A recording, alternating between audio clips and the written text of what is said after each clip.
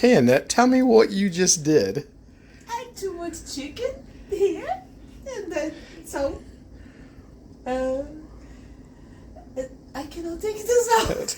So it's frozen together? Yeah. Stuck in there. Yeah. So now what are you going to do? Maybe here.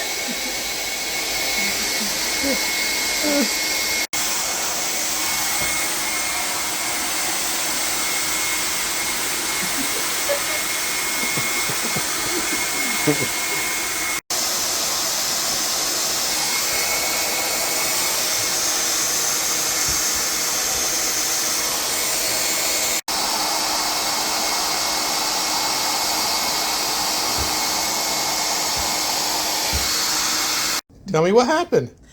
I put some chicken here, and it's on a block. 1, 2, 3, 4, 5, and this is almost cooked. So you finally got it out after Yes, using yes. the hairdryer. Yes. Is it? It's not broken? It didn't broken yet.